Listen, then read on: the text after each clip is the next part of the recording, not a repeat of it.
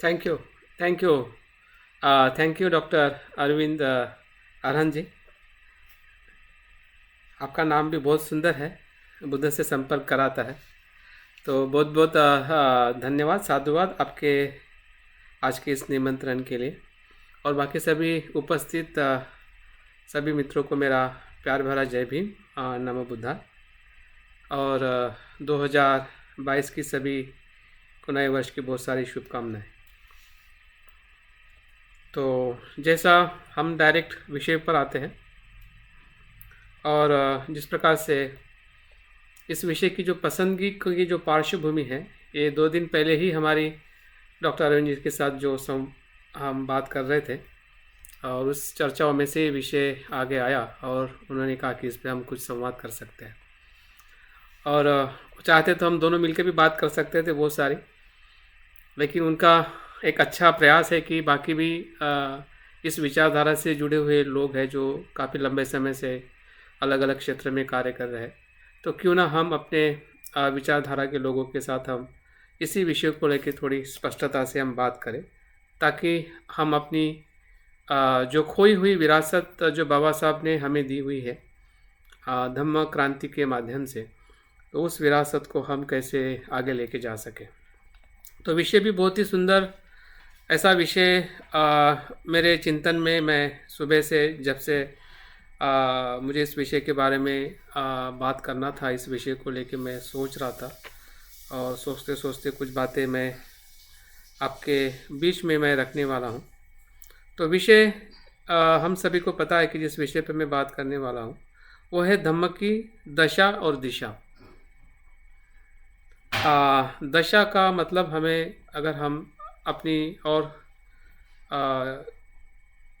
सामान्य भाषा में देख सकते हैं, दशा मतलब स्थिति, परिस्थिति क्या है आज की हमारी धम्म की। और दिशा मतलब डायरेक्शन, कि आने वाले भविष्य में हम कैसे किस दिशा से आगे जा सकते हैं। तो वर्तमान और भविष्य काल, ऐसा हम कह सकते हैं कि वर्तमान में हमारी परिस्थिति क्या है धम्म क्रांति को लेके, धम्म को लेके, या हमारी पूरी विरासत है, और उस विरासत को हम एक कह सकते कि मानव जाति की सुरक्षा, उस अर्थ से भी हम धम्म को देख सकते हैं। तो आज क्या है और कल क्या होने वाला है, ये क्या हो सकता है। तो आज को अगर हम अच्छी तरह से परखते हैं, जानते हैं कि क्या चुनौतियाँ क्या है, क्या समस्या क्या है, समस्या का कारण क्या है, और मिलजुल के या व्यक्तिगत तौर पे अगर दोनों तरीके से अगर हम उस चुनौतियों के ऊपर, उस समस्या के ऊपर अगर थोड़ा थोड़ा भी कार्य करते हैं, तो निश्चित है कि आने वाला भविष्य जो है वो बदल सकता है, और हम अपने जीवन से, अपने कार्य से, अपने प्रयत्नों से हम लोगों को डायरेक्शन, दिशा दे सकते हैं, जिस प्रकार से बाबा साहब और बुद्ध ने हमें दिशा दी है। तो मेरे इस विषय को लेके मैं बहुत ही संक्षिप्त बात करने वाला हूँ। तो 4 मुद्दे हैं, जिस मुद्दे पे मैं इस विषय को संकलित किया हूँ, या जिस विषय के ऊपर मैं बात करने जा रहा हूँ। तो पहला मुद्दा ये है कि बुद्ध का धम्म क्या है। इसको मैं संक्षिप्त में बताऊंगा, ताकि हम एक धम्म की, जिस धम्म के बारे में हम बात कर रहे हैं, जिस धम्म क्रांति के बारे में हम बात कर रहे हैं, वो वास्तव में है क्या। हमें काफ़ी शब्दों से या काफ़ी अध्ययन करने के बाद में हमें बहुत कुछ धम्म के बारे में पता चलता है, और ऐसा लगता है कि धम्म एक महासागर की तरह है। लेकिन उस महासागर के भीतर भी कुछ तो भी है कि जो हम कुछ चंद शब्दों में भी उसको समझ सकते हैं, उसका अनुभव कर सकते हैं। तो उसको हम थोड़ा देखेंगे कि वो क्या है। दूसरा जो मुद्दा मैं बात करने वाला हूँ वो है कि बाबा साहब की व्याख्या क्या है, या बाबा साहब किस धर्म को वैश्विक धर्म मानते हैं, किस धर्म को वो मानवता का धर्म मानते हैं, और ऐसी कौन सी बातें हैं कि उस धर्म में होनी चाहिए। तो बाबा साहब के परिप्रेक्ष्य में भी हम देखेंगे कि बाबा साहब धर्म किसे कहते हैं, जो विश्व का धर्म हो सकता है। तो उन कुछ बातों को मैं बात करने वाला हूँ। तीसरा जो मुद्दा मैं इसमें बताने वाला हूँ वो है कि बाबा साहब का जो सामूहिक धर्मांतर है, जो 14 अक्टूबर 1956 में नागपुर में बाबा साहब ने 5 लाख लोगों के साथ में किया है। ये ऐतिहासिक और क्रांतिकारी ऐसी बाबा साहब के जीवन की सर्वश्रेष्ठ ऐसी घटना है और पूरे मानव जाति में बहुत ही महत्वपूर्ण उसका प्रभाव हमें आज भी दिखाई देता है। तो उसका परिणाम क्या हुआ है? कुछ बातें मैं मुद्दे और इतने गहराई में मैं बात नहीं कर पाऊँगा, लेकिन इन बातों को ज़रूर बता या कहना चाहूँगा कि उसको हम कैसे देख रहे हैं और सही में क्या ऐसा परिणाम हुआ है जो परिणाम बाबा साहब चाहते थे। तो उसके बारे में थोड़ी कुछ बातें मैं करूँगा। तीसरी जो बात है कि धम्म क्रांति में या धम्म के प्रक्रिया में या प्रचार प्रसार में हमारे पास में क्या चुनौतियाँ है, क्या समस्या है, क्या चैलेंजेस हम देख पाते हैं। हो सकता है कि कुछ बातें मैं बताऊँ तो हो सकता है कि आपके मन में कुछ और बातें हो सकती है, या एक जैसी भी हो सकती है। जो बातें मैं सोच रहा हूँ शायद आपको भी लगता होगा कि इस प्रकार की चुनौतियाँ हमारे धम्म प्रचार प्रसार में हमें दिखाई देती है। और चौथी बात जो है, इस चुनौती के ऊपर उपाय क्या है, क्या समाधान क्या है। कुछ मैं स्वयं भी उस पर कार्यरत हूँ, मैं भी चाहता हूँ, मैं भी उस प्रकार से कार्य कर रहा हूँ, या आप भी सोच सकते हैं कि क्या इस प्रकार से कार्य करने से इस चुनौती पे हम काम कर सकते हैं, या और कुछ उपाय है जिस उपाय को हम मिल के और लोगों को संवाद करते और लोगों के साथ में सभाएं या चर्चा करके हम उस उपाय को ढूंढ सकते हैं। तो पहला मुद्दा मैं स्पष्टता से बताना चाहूँगा, वह है बुद्ध का धम्म क्या है। बुद्ध का धम्म जो है ये बुद्ध की मनोकाया है। एक शब्द में अगर हम बुद्ध की धम्म की अगर व्याख्या करते हैं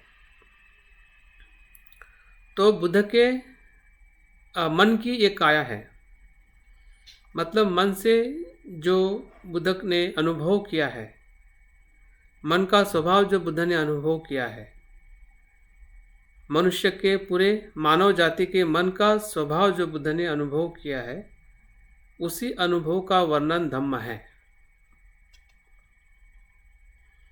दूसरा ये भी अर्थ है, बुद्ध जो है ये धम्म है और धम्म ही बुद्ध है। जब जब भी हम धम्म कहते हैं तब तब बुद्ध वहाँ पे होते हैं, और जब जब हम बुद्ध कहते हैं वहाँ पे धम्म होता है। और जो धम्म जो है बुद्ध की सर्वश्रेष्ठ खोज है। इन तीन बातों से हम देख सकते हैं कि बुद्ध का धम्म जो है ये अन्य धर्म से पूरी तरह से भिन्न है। और बाबा साहब के चिंतन में भी हमें बुद्ध धम्मा में बाबा साहब ने धर्म और धम्म की जो परिभाषा करके हमें सचेत किया है कि जो जितने भी धर्म हैं उसका जो लक्ष्य जो है वो है ईश्वर को प्राप्त करना। और धर्म जो है किसी न किसी ऐसी शक्ति को मानता है जिस शक्ति ने इस संसार बनाया है, और उसी के कंट्रोल में, नियंत्रण में मनुष्य जीवन पूरा संकलित होता है, जीवित रहता है, जीता है और मरता है। ऐसे संकल्पना को धर्म कहा जाता है। लेकिन जब धम्म की बाबा साहब परिभाषा करते हैं तो धम्म वो है कि जो मनुष्य के साथ में उचित व्यवहार करने की शिक्षा देता है, जिसे हम नैतिकता कहते हैं, नीतिमत्ता कहते हैं, वो धम्म है। तो बाबा साहब भी जिस धम्म की परिभाषा में हमें सचेत करते हैं वही बुद्ध का धम्म है। अगर धम्म के और उसके पहलुओं को अगर हम साहित्य में देखते हैं, या बौद्ध का जो वाङ्मय है, या बुद्ध की जो सुत्त है, उसमें भी हमें बुद्ध के धम्म की जो परिभाषा है अनेक सूत्रों में हमें स्पष्टता से बताया जाता है कि बुद्ध ने जो जो कुछ भी कहा है, बुद्ध की जो वाणी है वो धम्म है। और उस वाणी का संकलन जो त्रिपिटक में किया है या संकलित किया है, उसी को हम बौद्ध साहित्य कहते हैं, त्रिपिटक कहते हैं। और उस त्रिपिटक के अंदर जब हम बुद्ध धम्म और संघ वंदना को हम पढ़ते हैं, सुनते हैं, तो धम्म वंदना में जो वर्णन किया है वही बुद्ध का धम्म है, वही उसकी परिभाषा है कि हमने सुना है और हमने पढ़ा भी है। स्वाकातो भगवता धम्मो संदिष्टिको अकालिको यही पस्सिको, यही उसकी व्याख्या है। कि स्वाकातो मतलब बुद्ध ने स्वयं उसको अनुभव किया हुआ ऐसा धम्म, संदिष्टिको अकालिको काल से पर, यही पस्सिको आइए और देखिए, इस आधार पे बुद्ध का धम्म है। तो धम्म की जो परिभाषा हम उसकी दशा और दिशा की तरफ हम बढ़ना चाहते हैं, तो उसकी जो मूल धारणा है, मूल धारणा बाबा साहब के किए हुए धर्मांतर में छुपी हुई नहीं है, बल्कि उस जहाँ से बुद्ध ने धम्म, बाबा साहब ने जिससे धम्म लिया है उसमें छुपी हुई है।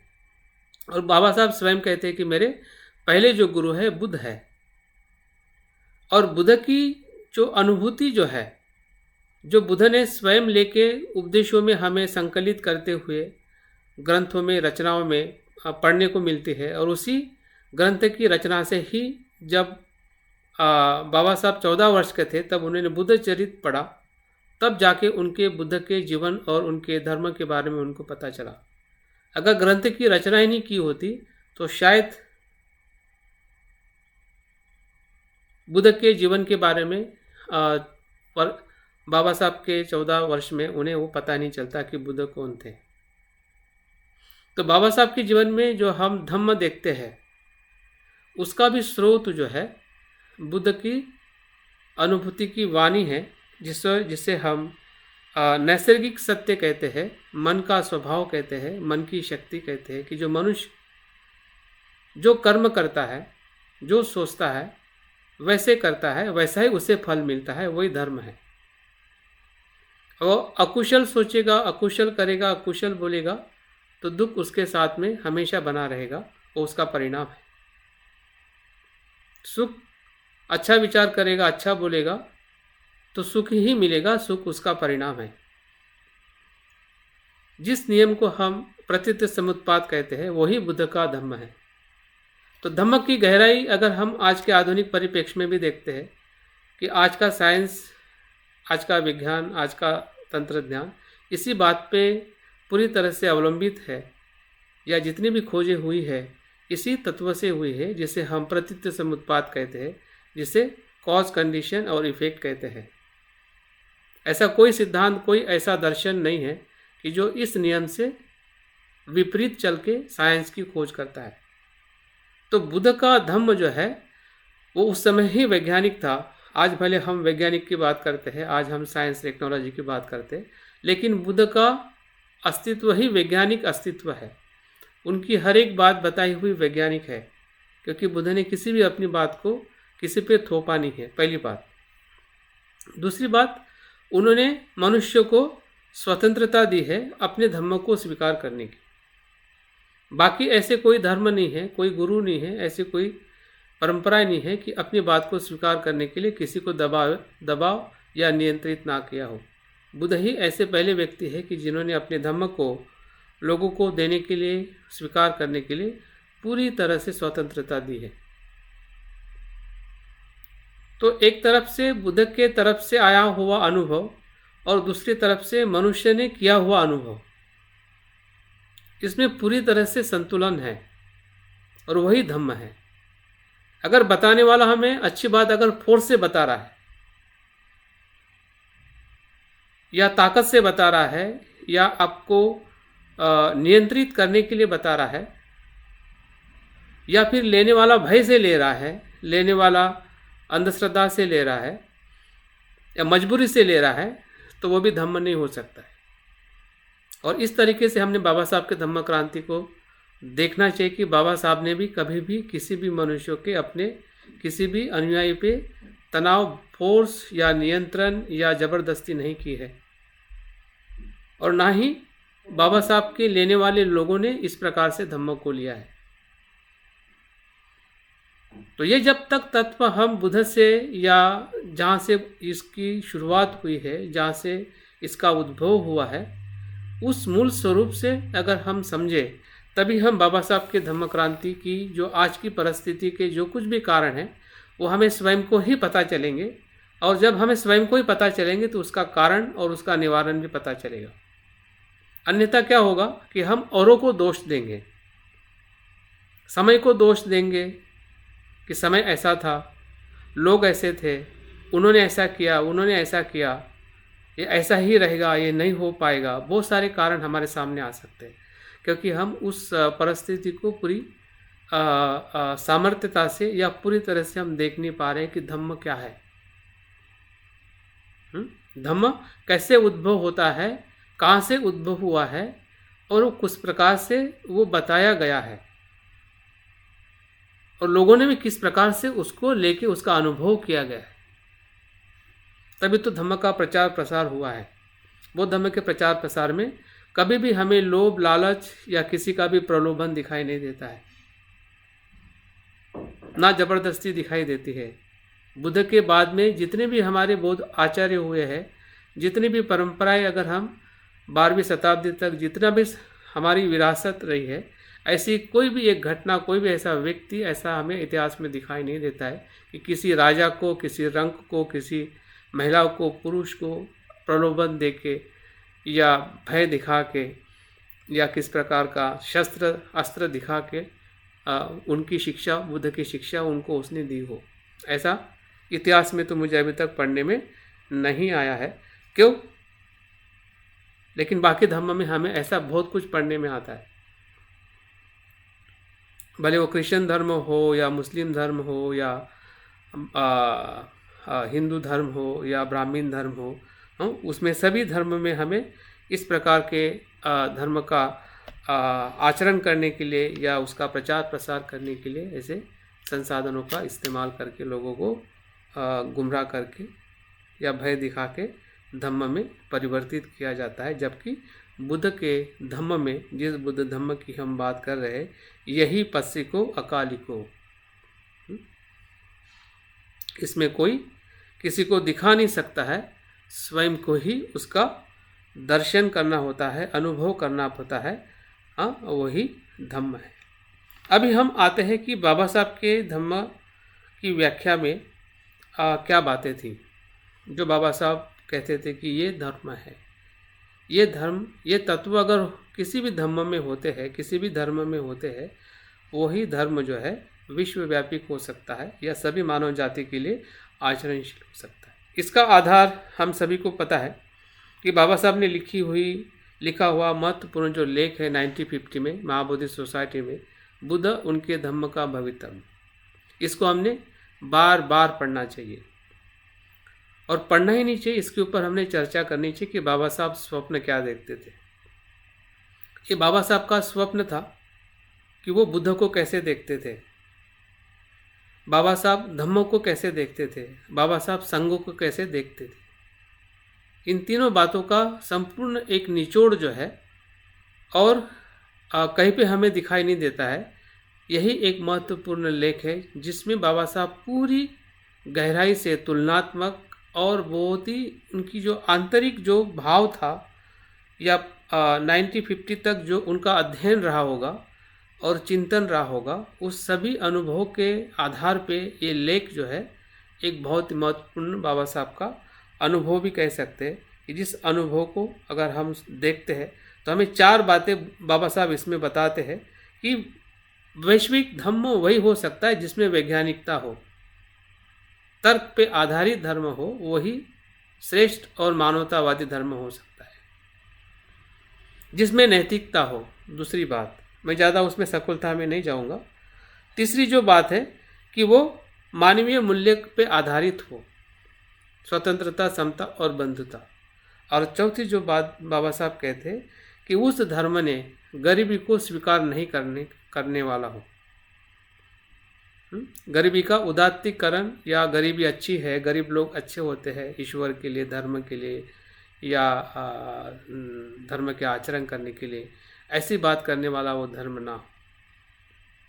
तो ये 4 बातों से बाबा साहब की जो धम्म की परिभाषा है, जिस धम्म को बाबा साहब ग्रहण करने वाले थे 1956 में, और उसके बाद हम सभी बौद्ध बने हैं।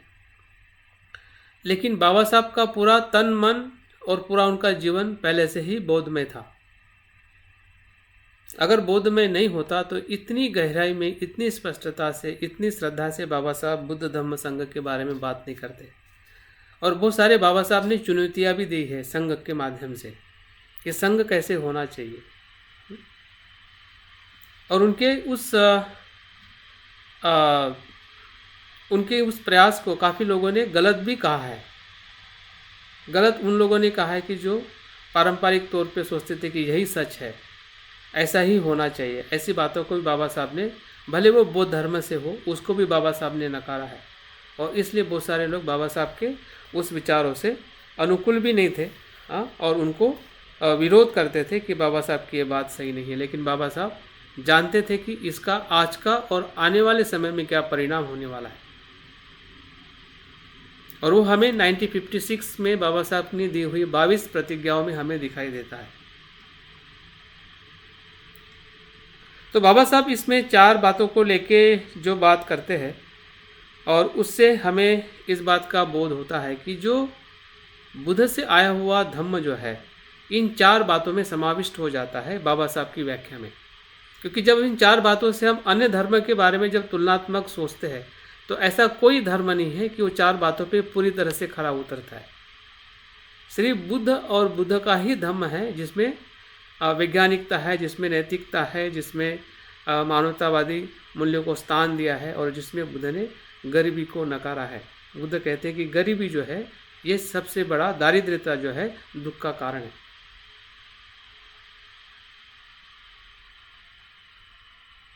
तो बाबा साहब का जो विज़न धम्म का जो था, इन 4 बातों से हम देख सकते हैं कि ये धम्म है। जब हम वैज्ञानिकता की बात करते हैं, जब हम नीतिमत्ता की बात करते हैं, उसका प्रचार मुझे बताइए कि बाबा साहब के धम्म करके हम बहुत सारी बातें करते हैं, लेकिन वैज्ञानिकता का हम प्रचार प्रसार नहीं के बराबर करते हैं। तो कैसे बाबा साहब का धम्म आगे बढ़ेगा? क्योंकि आज हमारा जितना भी जनरेशन जो है, वैज्ञानिक बातों को मानने वाला माइंड है, और उनको वही बात नहीं दे रहे कि जिस बात से बाबा साहब की तरफ आकर्षित हो सकता है, धम्म की तरफ आकर्षित हो सकता है। उसको कुछ लेना देना नहीं नैतिकता से, उसको सामाजिक मूल्य से भी लेना देना नहीं है, उसको वैज्ञानिकता से लेना देना है। अगर वो बात हम बताते हैं तो वो नैतिकता का भी आचरण करेगा, सामाजिक मूल्य का भी आचरण करेगा, क्योंकि हम उसकी ज़रूरत को जान के हम धम्म दे रहे हैं। लेकिन अगर उनकी ज़रूरत को जान के हम धम्म नहीं बताएंगे, तो निश्चित ही है कि हमारी आने वाली जनरेशन जो है, वो बुद्ध के धम्म को सिर्फ संस्कारों में, शादी ब्याह में ही आचरण करेंगे। बाकी उनके जीवन में हमें वो परिवर्तन दिखाई नहीं देगा, क्योंकि हम उस प्रकार से धम्म को समझ ही नहीं रहे कि जिस प्रकार से बाबा साहब ने उसकी परिभाषा की है। आगे हम आते हैं कि जो बाबा साहब का सामूहिक धर्मांतर जो था, और उससे सामाजिक परिणाम क्या हुआ या क्या बदलाव हुआ। अभी इसके बारे में बहुत कुछ हमें अध्ययन करना होगा 50-60 वर्ष का, और हमें जानना होगा कि सही में बाबा साहब के धम्म क्रांति में जो कुछ भी ताकत थी, या बाबा साहब का जो विज़न था कि जिस विज़न से बाबा साहब ने धर्मांतर किया था, और वो चाहते थे कि इस धर्मांतर से क्या परिणाम होने वाला है, इसका जो ब्यौरा है, अनेक चिंतकों ने, अनेक लेखकों ने अलग अलग किताबों के माध्यम से लिखा है। शायद आप उसके बारे में हम बहुत कुछ जानते भी होंगे। लेकिन मेरे कुछ पढ़ने में एक लेख आया था, शायद आप लोगों ने भी पढ़ा है, पता नहीं है। इंडिया टुडे का एक सर्वे हुआ था इसके ऊपर, मुझे लगता है कि 10 साल पहले का शायद वो लेख हो सकता है। इंडिया टुडे ने एक सर्वे किया था कि जो महान लोग बौद्ध बने, या धर्मांतर में जो लोग बौद्ध बने, उसके व्यक्तिगत, सामाजिक और पारिवारिक जीवन में क्या बदलाव हुआ। इसके ऊपर बहुत ही उन्होंने स्टैटिस्टिकल एक सर्वे करके उन्होंने आर्टिकल लिखा था, और वो आर्टिकल शायद मुझे अभी याद आया है। और उसके बारे में मैं जब देखता हूँ, सोचता हूँ, तो उन्होंने बहुत सारे पहलुओं को उसमें जिक्र किया था। और सबसे महत्वपूर्ण पहलू जो ये बताया था कि जितने भी बौद्ध बने हैं, उनको सबसे बड़ा लाभ या परिणाम ये हुआ है उनके जीवन में कि वो मानसिक गुलामी से मुक्त हो गए। ऐसा सर्वे का एक स्टेटमेंट है उसमें। वे मानसिक गुलामी क्या थी? जब वो हिंदू थे, वो ईश्वर की गुलामी थी। अंधश्रद्धा की गुलामी थी और उस गुलामी से वो मानसिक स्तर पे या मानसिक विकास उनका हुआ है, इस प्रकार से उस सर्वे में या उस लेख में कहा गया है। दूसरी बात उन्होंने सर्वे में बताई थी, वो है कि जितने भी बौद्ध लोग हैं, उनका शिक्षा का स्तर काफ़ी ऊंचा हुआ कंपेरेटिव उसके आसपास में रहने वाले जो समाज के लोग थे, उन लोगों से बौद्ध जो लोग थे उनका शैक्षणिक स्तर काफ़ी विकसित हुआ। ये सबसे बड़ा लाभ हुआ है। तीसरी जो बात है कि लोगों की सांस्कृतिक जो पहचान है या रीति रिवाज है, फिर वो जन्म से लेके मृत्यु तक के जो संस्कार, बाबा साहब भी 22 प्रतिज्ञा में कहते हैं कि मैं किसी भी प्रकार का श्राद्ध है या किसी प्रकार की भी जो विधि विधान है, मैं ब्राह्मणों के हाथों से नहीं करूँगा। ये जो 22 प्रतिज्ञा एक प्रकार की संस्कृति को बदलने की प्रतिज्ञा है, क्योंकि इसी संस्कृति की परंपरा ने ही बौद्ध धर्म को पूरी तरह से नाश कर दिया। क्यों? क्योंकि हम बौद्ध होने के बाद में भी जब हमारी संस्कृति के लिए हम ब्राह्मणों को बुलाते थे और उस प्रकार से बौद्ध धर्म धीरे धीरे नाश होने लगा, क्योंकि हमारा सांस्कृतिक स्तर पे जो विकास होना चाहिए वो हम कर नहीं पाए या हमने उसके तरफ ध्यान नहीं दिया होगा और उसके वजह से हमारा समाज ही नहीं बन सका। और बाबा साहब इसका जिक्र इसमें करते हैं कि बौद्ध धर्म का ह्रास क्यों हुआ। उसमें बाबा साहब बताते हैं कि बौद्ध समाज ही बन नहीं सका। बौद्ध दर्शन रहा, बौद्ध संस्कृति रही, बौद्ध साहित्य रहा, बौद्ध स्थापत्य रहा, बौद्ध राजा रहे, सब कुछ बौद्ध रहा, लेकिन बौद्ध समाज नहीं बन पाया। बौद्ध समाज बनाने के लिए उस समय किसी व्यक्ति ने पहल नहीं की होगी या ज़रूरत नहीं हुई होगी क्योंकि ब्राह्मणों ने उस संस्कृति को पूरी तरह से कंट्रोल कर लिया होगा और हमें लगा ही नहीं होगा कि हमारे संस्कार हमारे बौद्ध विधि से होने चाहिए। और पूरा ध्यान हमारा दूसरे तरफ ही रहा और उसकी वजह से जैसे राजाएं नष्ट हुए, जैसे स्थापत्य नष्ट हुए, जैसे जैसे साहित्य नष्ट हुआ, वैसे वैसे बौद्ध धर्म का वजूद भी नष्ट होने लगा। और बाबा साहब उसका ह्रास में कारण बता के वो उस कारण को पूर्ण करना चाहते हैं समाज स्थापित करके। 22 प्रतिज्ञा में हमें ऐसी बातों का हमें जिक्र मिलता है कि जो पहले से लेके 7वीं 8वीं प्रतिज्ञा तक कि किस प्रकार से हिंदू धर्म से आई हुई जो भी संस्कार, रीति रिवाज है, मान्यता है, अंधश्रद्धा है, उसका हमें त्याग करना चाहिए, तभी हम अच्छे बौद्ध हो सकते हैं। तो उसी में से हम देख सकते हैं कि सांस्कृतिक विकास, मुझे लगता है कि बौद्धों का बहुत ही श्रेष्ठ लाभ है। जब व्यक्ति बौद्ध बनता है तो पूरी ऐसे झंझटों से, जो ब्राह्मण का संस्कृति से जो आई हुई जो परंपरा है, उसका वो त्याग करता है। आर्थिक विकास का भी बहुत अच्छा लाभ हुआ है। जो बौद्ध बने हैं और जो शिलों का पालन करके शिक्षा लेके उनके अर्थों को, उनके आजीविका को उन्होंने उन्नत किया है, उससे भी आर्थिक विकास हुआ है। राजकीय विकास उतना हम कह नहीं सकते, लेकिन राजकीय विकास के तरफ भी हमें विकास होते हुए हमें दिखाई देता है। और सबसे बड़ी बात जो है कि 15 या 20 या 25 साल के बाद में जो बाबा साहब ने कहा था कि अगर आप बौद्ध बनने के बाद में आपका आचरण सही होता है बौद्ध शिक्षा के अनुसार, तो अन्य जाति के, अन्य समाज के लोग आपसे प्रेरणा लेके वो बौद्ध धर्म की तरफ आ सकते हैं। और ऐसा होते हुए हमें दिखाई देता है। ये सबसे बड़ा लाभ है। ऐसे बहुत सारे आदिवासी जातियां हैं या मराठा में से बहुत सारी समाज है, जातियां है, बौद्ध धर्म की तरफ आकर्षित हो चुकी है, बौद्ध बन रहे हैं। क्यों? क्योंकि उन्होंने 25-30 साल तक देखा है कि 30 साल पहले ये लोग कैसे थे और आज ये किससे उन्नत हो रहे हैं, कैसे उनके विचारों से, उनकी शिक्षाओं से, उनके संपदा से कैसे विकसित हो रहे हैं, और हम वैसे के वैसे ही या उससे नीचे जा रहे हैं। तो ये प्रेरणा, जो समाज बदलने की जो प्रेरणा है, मुझे लगता है कि ये सामूहिक धर्मांतर से जो बाबा साहब ने सोचा होगा कि इसका क्या परिणाम हो सकता है, वो परिणाम हमें पूरी तरह से सामूहिक धर्मांतर से हमें दिखाई देता है। अभी 2 मुद्दे बात करके मैं अपनी बात यहाँ पे विराम करना चाहूँगा, क्योंकि समय के अनुसार जो बातें मुझे रखनी है उसी के हिसाब से मैं आपके बीच में रख रहा हूँ। अभी हम समस्या और चुनौतियाँ या चैलेंज की तरफ मैं जब देखता हूँ, तो सबसे पहला मुझे जो चैलेंज दिखाई देता है आजकल, और सभी तरीके से जैसे लोग मुझसे मिलते हैं, मैं लोगों से मिलता हूँ, मुझे भी बड़ा दर्द होता है, दुख होता है इस समस्या से कैसे लड़ा जाए। कि आजकल का हमारा समाज, जिसे हम बौद्ध कहते हैं या बाबा साहब को मानने वाला कहते हैं, वो अपनी जो विवाह की परंपरा है उसी जाति में विवाह करने के बारे में हम ज़्यादा रुचि लेते हैं।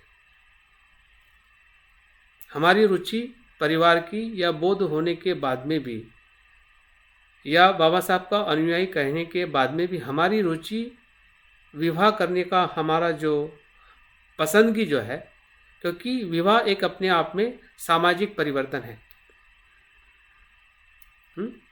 उसमें हम परिवार को एक्सचेंज करते हैं, समाज को, संस्कृति को एक्सचेंज करते हैं। लेकिन जब हम उसको उसी दायरे में देखते हैं कि ये मेरा बौद्ध है, ये मेरा ये है, वो है, उसी और उसमें भी हम देखते हैं कि नहीं, इसी इसमें का होगा कि हमें जाति सभी की पता होती है कि कहाँ से कौन है, भले हम बौद्ध बनते हैं।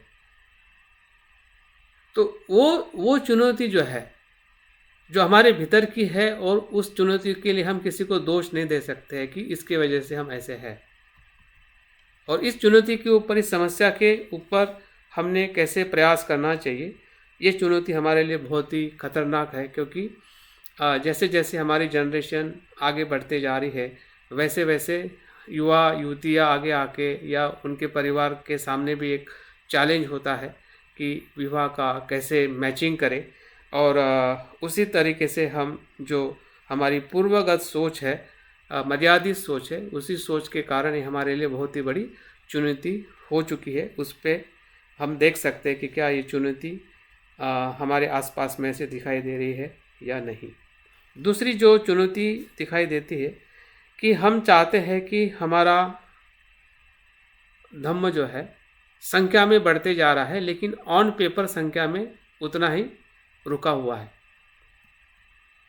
संख्या में बढ़ते जा रहा है। रोज़ हमें कहीं ना कहीं न्यूज़ आती है, साल में कितने सारे धर्मांतर के कार्यक्रम होते हैं, कम से कम 5,000 से ऊपर ही होते हैं। 5,000, 7,000, 10,000, 25,000, एक एक प्रांत में कहीं ना कहीं धर्मांतर की प्रक्रिया चलती रहती है।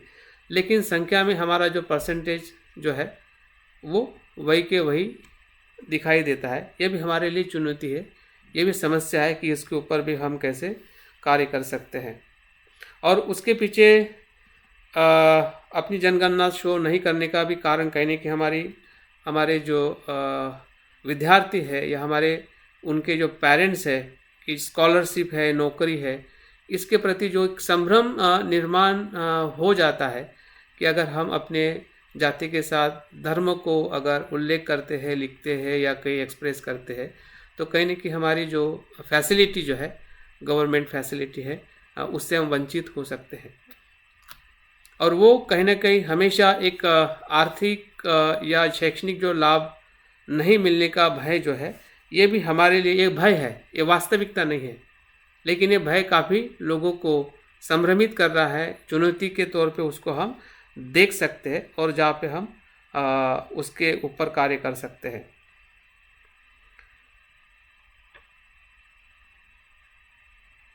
तो इसके ऊपर उपाय क्या हो सकता है, जो मैं खुद सोचता हूँ, कुछ प्रयास भी करता हूँ, और लेकिन एक व्यक्ति का प्रयास नहीं है, इसे हमें बहुत सारे इंस्टीट्यूशनल या मिलकर या सामूहिक तौर पे हमें इसके ऊपर मंथन करके या निर्णयात्मक कुछ बातें हम धीरे धीरे, भले हम कछुए के चाल से चले, लेकिन कछुए की चाल अगर सतर्कता से पूर्वक अगर हम चलते हैं, एक उद्देश्य रख के कि वहाँ तक हमें पहुँचना है, तो निश्चित है उसके ऊपर कार्य करने से उसका हमें ज़रूर इस समस्या से ऊपर उठने का हमें मौका मिल सकता है।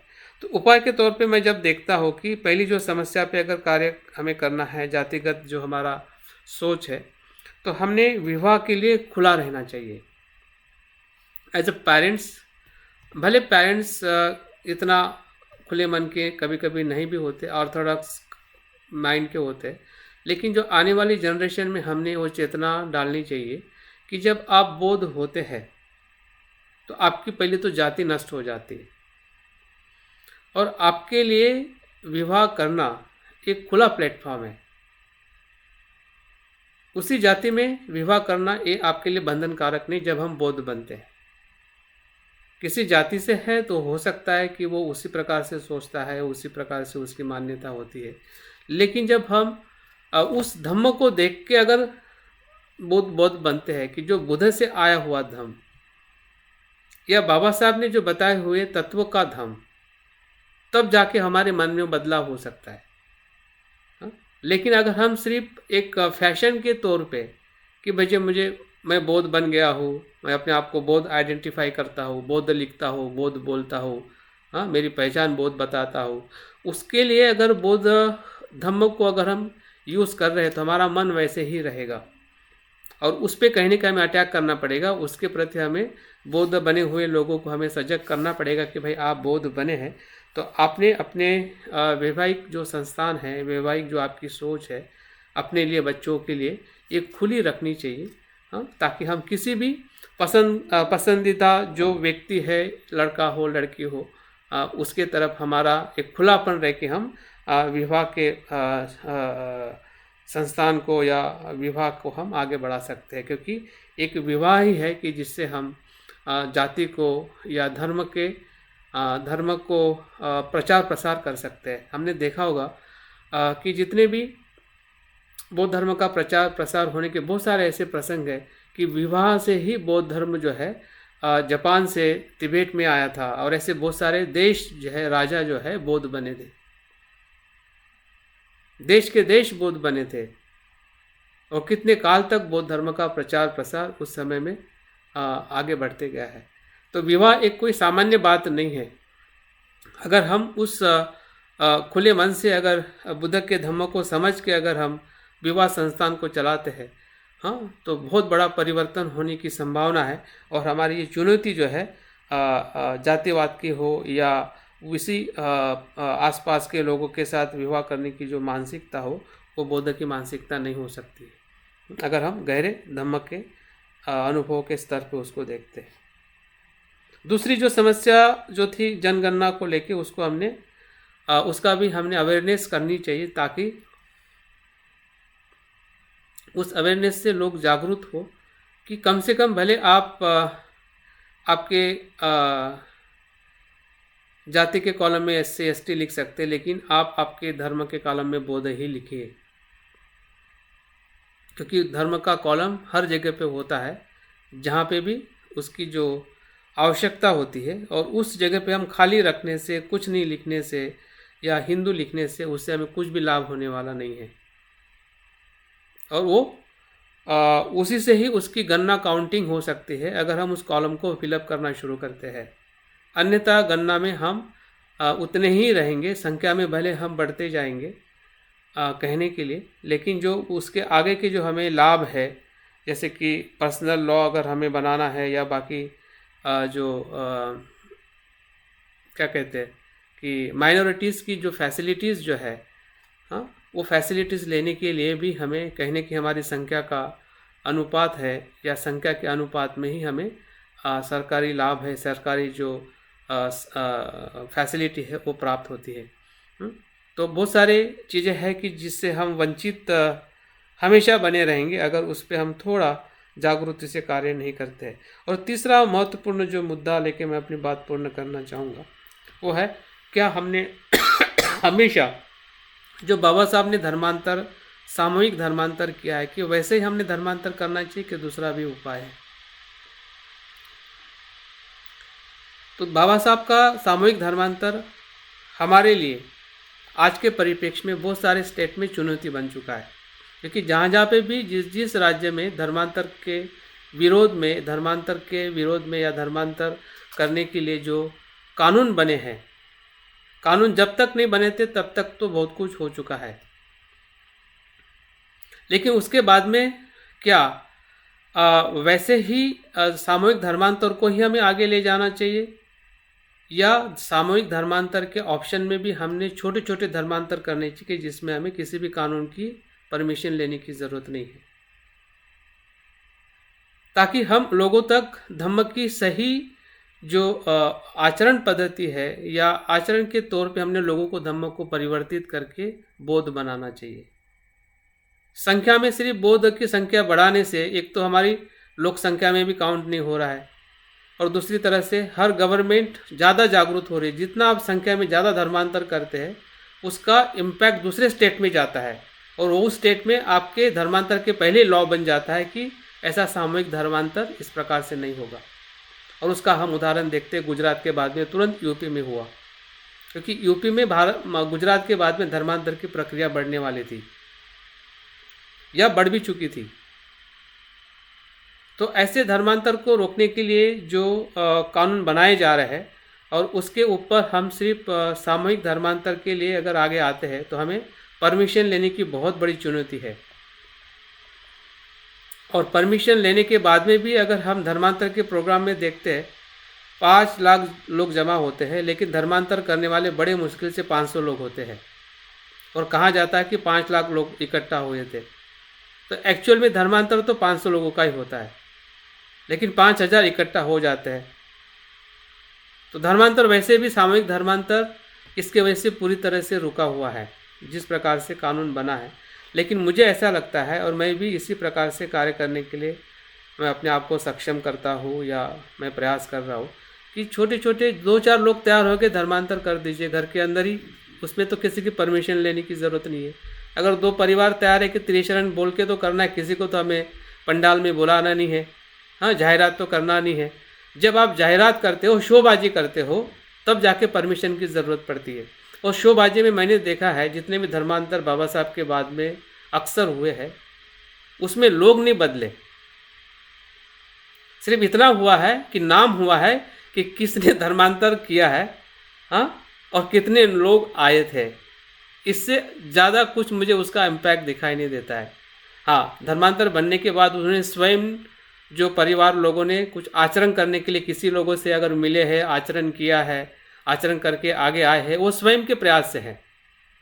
करवाने वालों ने कुछ उनको मदद नहीं की है। बाद में धर्मांतर होने के बाद में उनके पास में वो सिस्टम ही नहीं है, उनके पास में वो मैकेनिज्म ही नहीं है कि जो धर्मांतर कराते हैं उसके बाद में भी उसकी केयरिंग करें, या धर्मांतर के पहले भी बौद्ध क्यों बने उसके बारे में भी उसको बताया नहीं जाता है। सिर्फ प्रभावित किया जाता है कि बाबा साहब ने धर्मांतर किया, हमने धर्मांतर करना चाहिए। उनको सिखाया नहीं जाता है कि संस्कृति में कैसे हमें बदलाव लाना है। तो ये पहले भी नहीं होता है, बाद में भी नहीं होता है, लेकिन धर्मांतर जरूर हो जाता है। उसकी पब्लिसिटी भी 6-6 महीने पहले, 1-1 साल पहले हो जाती है। और लोग जागरूक हो या ना हो, गवर्नमेंट जरूर जागरूक हो जाती है। और कहीं ना कहीं उनके जो पवित्र जो है वो उनके डर के मारे वो तो डरे हुए हैं। ठीक है, बाबा साहब ने कहा कि हिंदू धर्म जो है वो भूकंप ज्वालामुखी पे खड़ा हुआ है, वो कैसे भी फट सकता है और फटते जाएगा वो, उसकी हमें चिंता नहीं करनी है, वो तो फटने वाला है, हमें उसको फाड़ने की ज़रूरत ही नहीं है। लेकिन जब आप फाड़ने का डर दिखाते हैं तो फिर वो कानून बनाने वाले लोग भी जागरूक हो जाते हैं कि भाई तुम ऐसे कर रहे हो, चलो ठीक है, हमारे पास में एंटीडोट है, उनकी प्रतिक्रांति शुरू कर देते। तो हमें उनके प्रतिक्रांति से प्रतिक्रांति नहीं करनी है, हमें क्रांति करनी है, और क्रांति बहुत धीमे गति से होती है। बाबा साहब का आखिरी जो संवाद जो है काठमांडू में बुद्ध और कार्ल मार्क्स के बारे में जब बताते हैं, और बाबा साहब आखिरी में उनका यही स्टेटमेंट है कि बुद्ध का धम्म जो है उसका मार्ग बहुत लंबा है, लेकिन श्योर है कि आपको शांति और सुख ही मिलेगा, लेकिन लंबा है, बहुत लंबा है। मार्क्स का जो मार्ग है वो छोटा है, तुरंत आपको लाभ मिलेगा, लेकिन गारंटी नहीं है कि आपको सुख के बाद सुख ही मिलेगा। थोड़ा सुख मिलेगा लेकिन बाद में दुख ही दुख मिलेगा। तो क्रांति प्रतिक्रांति यही है। तो हमें लगता है कि धर्मांतर करने से हम बहुत कुछ गवर्नमेंट को हिला देंगे या लोगों को बदल देंगे। हाँ, बाबा साहब के धम्म क्रांति से तो इतना बदलाव हो चुका है, लेकिन अगर हमें धम्म क्रांति को आगे बढ़ाना है, डायरेक्शन देना है, तो जहाँ पे भी हम बौद्ध बन के जीवन जी रहे हैं जिन लोगों को भी हम प्रभावित करके बौद्ध बनने के लिए उत्सुक है, तो उनको तुरंत आचरण करके उनको बौद्ध बनाने की प्रक्रिया हमने शुरू कर देनी चाहिए। 1 साल तक ना उसको वेट करना है, ना हमें वेट करना है। और ऐसे हर जगह पे अगर छोटे छोटे मात्रा में 2-2, 4-4 परिवार अगर हम बौद्ध बनाते गएंगे, गाँव में, शहरों में, कस्बों में, तो बड़ा धर्मांतर करने की हमें कोई ज़रूरत ही नहीं है। और हमें आगे जो जाने का जो मार्ग है हमारे लिए बहुत ही सरल, संभव और आचरणात्मक धम्म आगे जा सकता है। अन्यथा कल्चर धर्म हम आगे लेके जा रहे हैं, जबकि बुद्ध का धर्म कल्चर धर्म नहीं है।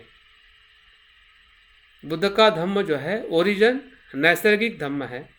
उस नैसर्गिक धम्म को आचरण करते करते कल्चर बनती है। वो धम्म नहीं है, उसके तो वो क्या है, डालियाँ है, पत्ते हैं। अभी पत्ते को हमने धर्म मान लिया तो फिर क्या करें? पत्ते डालियाँ धम्म नहीं है, उसका रूट जो है वो धर्म है, वो धम्म है। उस रूट को देखना और बताना इतना अगर हम कर पाए तो उसके ऊपर बहुत सारी सुंदर डालियाँ, सुंदर पत्ते लग के धम्म जो है, जीवित धम्म जो बाबा साहब ने हमें दिया है, बुद्ध ने हमें धम्म दिया है, उस धम्म को हम आगे बढ़ा सकते हैं। तो बहुत बहुत धन्यवाद। बातें बहुत कुछ मैं और कुछ कर सकता हूँ, लेकिन समय के अनुरूप में मैं अपनी बात यहाँ पे पूर्ण करता हूँ। जय भीम, नमो बुद्धाय।